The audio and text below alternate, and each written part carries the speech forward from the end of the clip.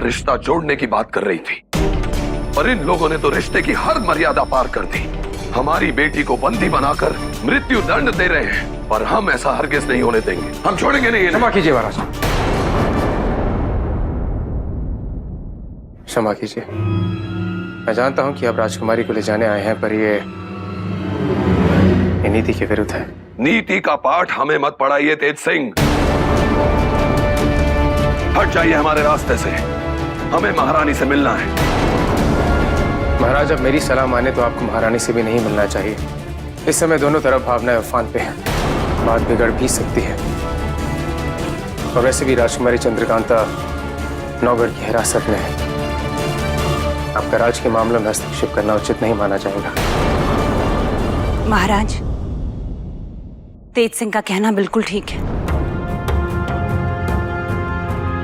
हम आपसे एक निवेदन करना चाहते हैं। क्या हम अपनी बेटी से एक बार मिल सकते हैं? महारानी, मैं आपकी मनोस्थिति समझता हूं, पर जहां आपने इतनी देर सब्र रखा है, थोड़ा वक्त और सही। मैं आपको आश्वासन देता हूं कि हमारे युवराज राजकुमारी चंद्रकांता को कुछ नहीं होने देंगे। भरोसा रखिए आप हमारे युवराज पर। इसलिए मैं आपसे निवेदन करता हूं कि जब तक कानूनी कार्रवाई समाप्त नहीं होती, आप अपना आपा मत खोइए। ठीक है तेज सिंह, हम आपकी सलाह मान लेते हैं, पर एक बात याद रखिएगा, अगर राजकुमारी चंद्रकांता को एक भी खरोंच आई तो हम नौगढ़ में ऐसा कोहराम मचाएंगे कि आपकी 7 पुश्तें याद रखेंगी।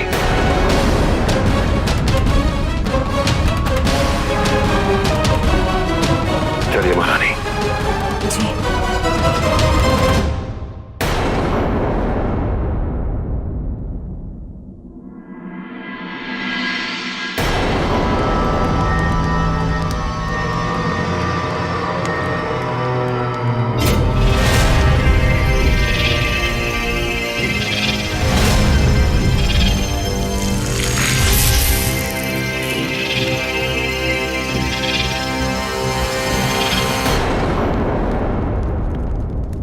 श्यामला, मैं कब से तुम्हारा इंतजार कर रहा हूं। छुओ मत मुझे। तुम जैसे इंसान के साथ मेरा कोई वास्ता नहीं है। मेरे प्यार का मजाक बना दिया है तुमने।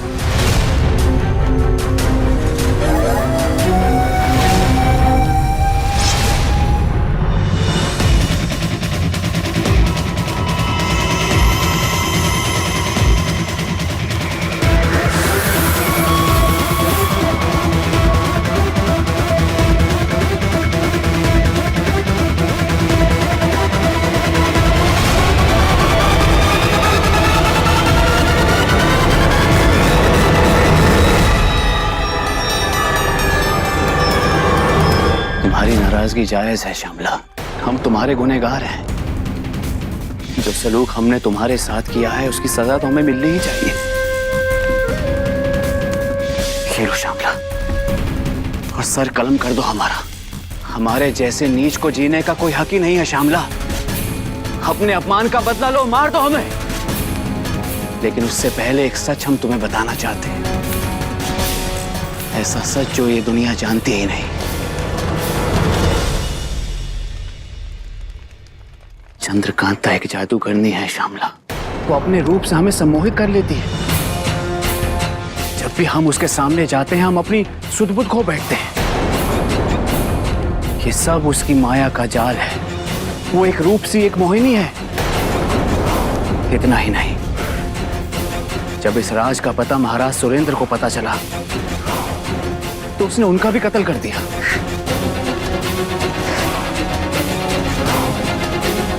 हम जानते हैं तुम्हें हमारी बातों पर यकीन नहीं हो रहा, पर सच ये है कि हम सिर्फ और सिर्फ तुमसे प्यार करते हैं। ठीक है, हम खुद अपनी जान ले लेते हैं। शायद हमारी मौत ही तुम्हें हमारी बातों का यकीन दिला सके। नहीं स्वामी, नहीं स्वामी, आप नहीं।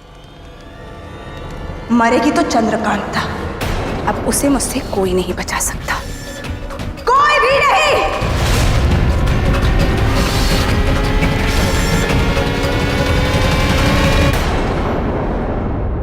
तुम्हारे रहते हमें कुछ नहीं होगा। हमें अपने प्यार पर, तुम पर पूरा भरोसा है। क्यों किया तुमने ऐसा चंद्रकांता? बेगुनाह होने के बावजूद तुमने ये गुनाह अपने सिर क्यों लिया? तुम्हारे लिए हमें 100 गुना कबूल है। तुम्हारा दर्द नहीं देखा जा रहा था हमसे। मोहब्बत और फर्ज के दो राहे पे खड़े थे तुम। हमने तुम्हारे लिए चुनाव आसान कर दिया। एक बेटा होने का, एक राजा होने का फर्ज तुम निभा चुके हो और हमें पूरा यकीन है कि हमारी बेगुनाही का सबूत लाकर तुम एक प्रेमी का फर्ज भी निभाओगे।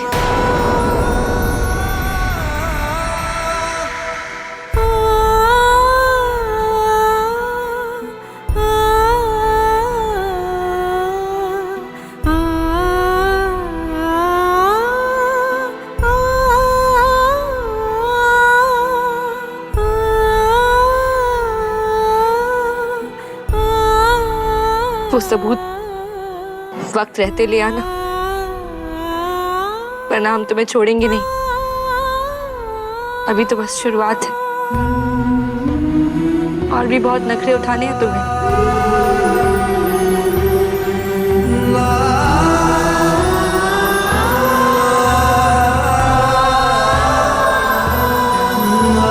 हम वादा करते हैं चंद्रकांता, पूरी कोशिश करेंगे हम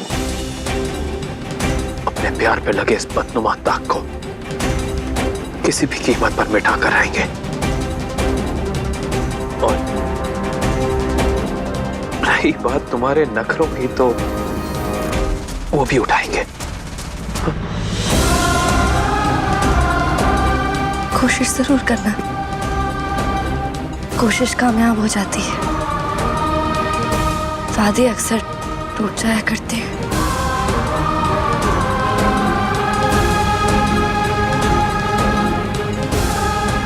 अब वक्त जाया मत करो, कहीं सूर्यास्त ना हो जाए।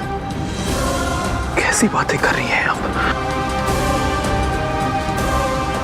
सूर्यास्त नहीं होने देंगे हम।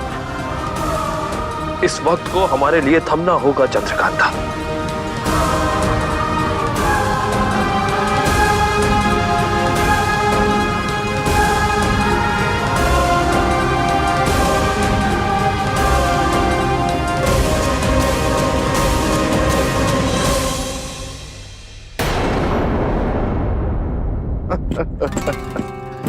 कम वक्त वो वीरेंद्र सिंह क्या हमारी राजकुमारी जी की रक्षा करेगा?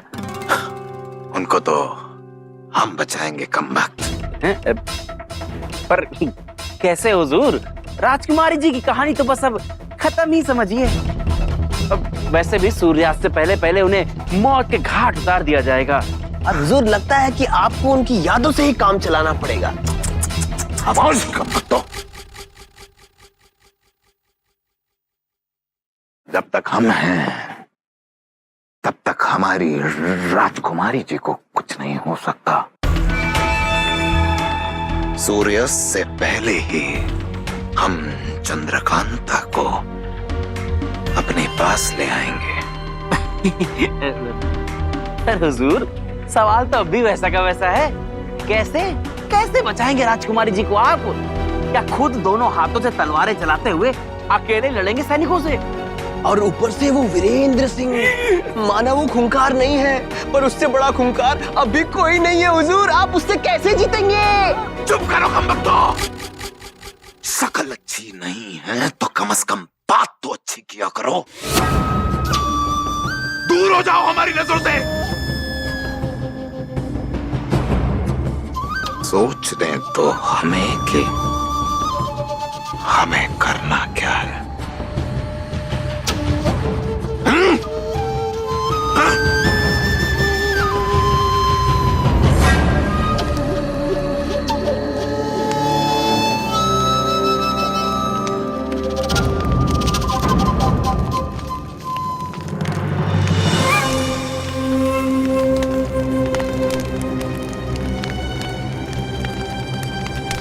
मेरे भाई ज्वाला, आज वक्त आ गया है अपने भाई की मदद करने का। उसके प्यार को बचाने का। प्रकट हो मेरे भाई ज्वाला, ज्वाला प्रकट हो, प्रकट हो ज्वाला, प्रकट हो। झूठ बोले तो झूठन खाए, इश्कन इश्कन मेरे मन को भाए। वाह, सब समझ में आया भाई, लेकिन एक बात समझ में नहीं आई। चंद्रकांता से इतना प्यार करते हो तो सुरेंद्र सिंह की मौत का इल्जाम उसके सर पर क्यों डाला? सवाल उत्तम ज्वाला, उसका जवाब भी उत्तम है। ये सब कुछ हमने इसलिए किया ताकि वीरेंद्र और हमारी राजकुमारी जी की शादी टूट जाए, उनके रिश्ते के बीच में दरार आ जाए और नौगढ़ और विजयगढ़ एक दूसरे के दुश्मन हो जाएं। बहुत ही शातिर दिमाग है तुम्हारा मेरे भाई, बहुत ही शातिर। दाद देनी पड़ेगी तुम्हारे दिमाग की। दो हुक्म दो मुझे आगे क्या करना है। अपनी मायावी शक्तियों से हमारी राजकुमारी जी को हमारे पास लेकर आओ। जो हुक्म मेरे स्वामी।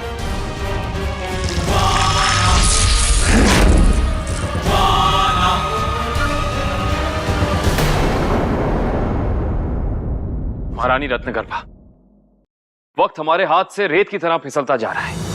अगर सूर्य अस्त होने से पहले हमने चंद्रकांता को नहीं बचाया तो हम हमेशा के लिए उससे दूर हो जाएंगे। नहीं, महारानी रत्नगर्भा, आपको हमारी मदद करनी होगी। आपकी दिव्य शक्तियां अज्ञात को भी देख लेती हैं। महारानी रत्नगर्भा, आप कुछ भी कीजिए, बस उस अपराधी को पकड़ने में हमारी मदद कीजिए। हमें चंद्रकांता को बचाना ही है।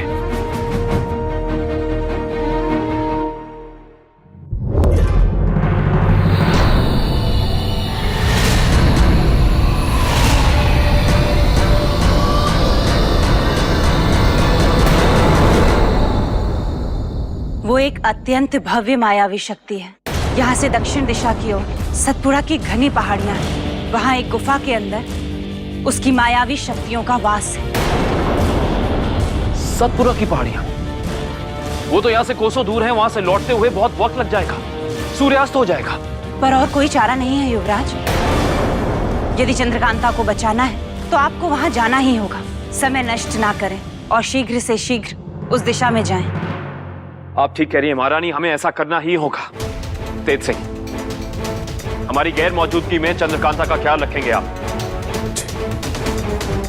हम जल्द से जल्द लौटेंगे।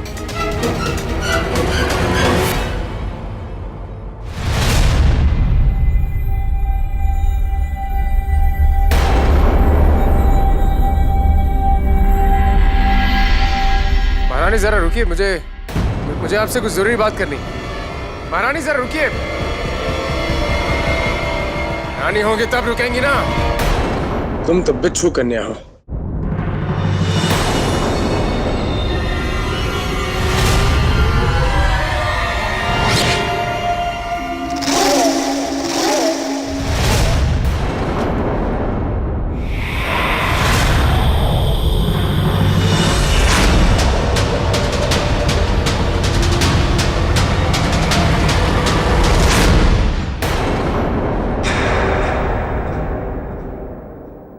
मुझे युवराज को रोकना होगा। उन्हें बताना होगा कि उनके साथ चाल चली गई है।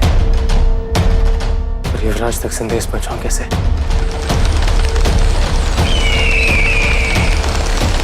परिंदे, ये परिंदे लेके जाएंगे मेरा संदेश युवराज तक।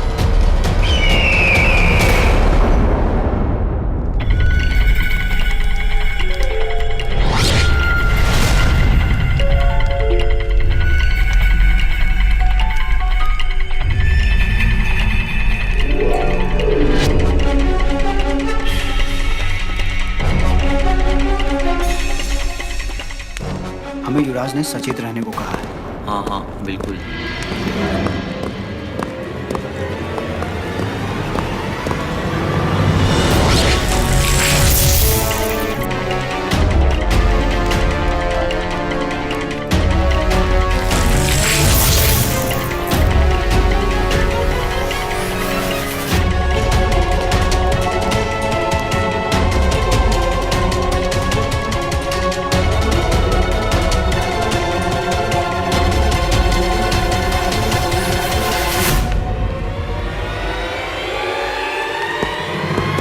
जी राजकुमारी।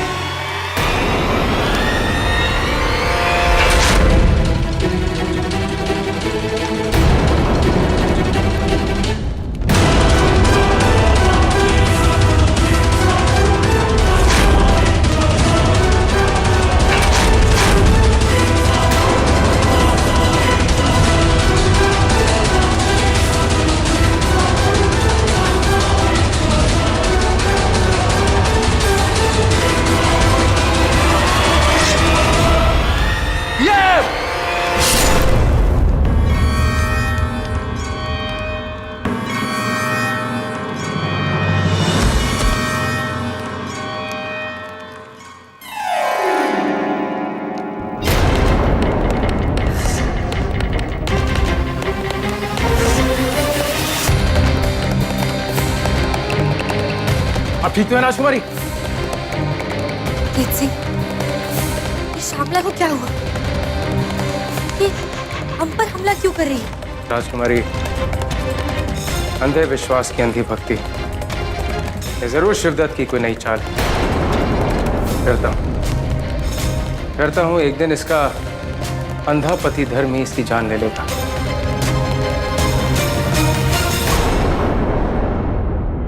सूर्यास्त से पहले हम नौगढ़ पर इस तरफ और उस तरफ से आक्रमण करेंगे। चतुरांगिनी सेना को तैयार किया जाए। हमें पूरी शक्ति के साथ आक्रमण करना होगा। और ऐसे समय पर क्रूर सिंह जी कहाँ हैं? कोई बुलाए उन्हें। महारानी रत्नगर्भा भी अपने कक्ष में शोक मना रही होंगी।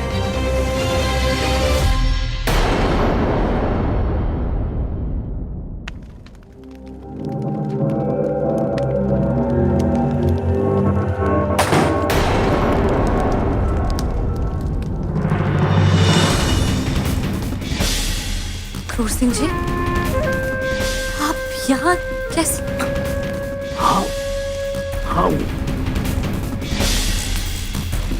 हम सिर्फ और सिर्फ आपको बचाने आए हैं। और जब तक हमारा साथ है आपके साथ, कोई कमबख्त आपका बात भी धोखा नहीं कर सकता। चलिए। क्रूर सिंह जी, हमने अपनी मर्जी से खुद को नौगढ़ के हवाले किया है। आप जानते हैं आपकी इस एक हरकत से दोनों राज्यों के बीच युद्ध हो सकता है। तो होने दीजिए ना, क्या फर्क पड़ता है? देखिए, हम आपको लेने के लिए आए हैं और हम आपको लेकर ही जाएंगे, चाहे उसके लिए हमें आपके साथ जबरदस्ती ही क्यों ना करनी पड़े। चलिए। अपनी हद में रहिए क्रूर सिंह जी। चलिए ना, मान जाइए ना राजकुमारी जी। नहीं? ठीक है। ज्वाला,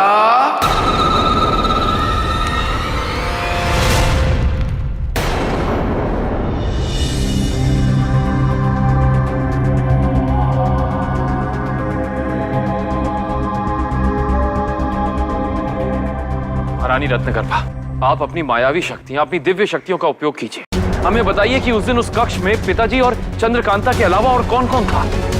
मैं अपनी पूरी शक्तियां लगाकर उस कातिल को देखने की कोशिश कर रही हूँ, किंतु कामयाब नहीं हो पा रही।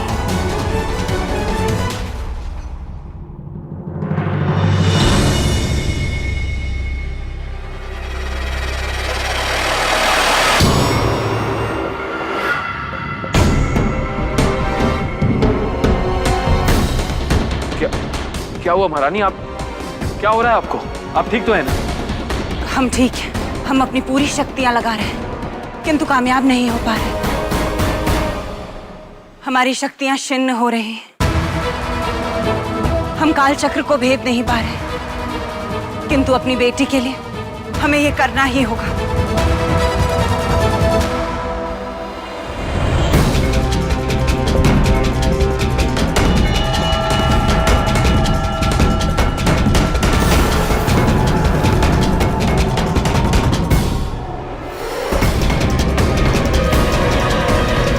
क्या हुआ महारानी? बताइए। चिराग की ऐसी ज्योत, ऐसा प्रकाश तो हमने क्रूर सिंह के कमरे में भी देखा था। लगता है हमारी नजर उस अतीत के गुजरे हुए पल को भेदने में कामयाब हो गई है। बताइए महारानी, बताइए क्या दिख रहा है आपको?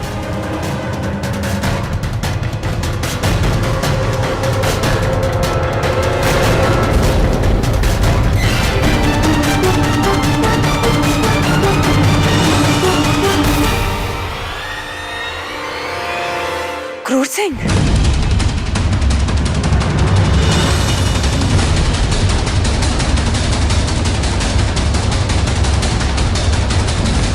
क्रूर सिंह, अब तुम मेरे हाथों से जीवित नहीं बच सकते।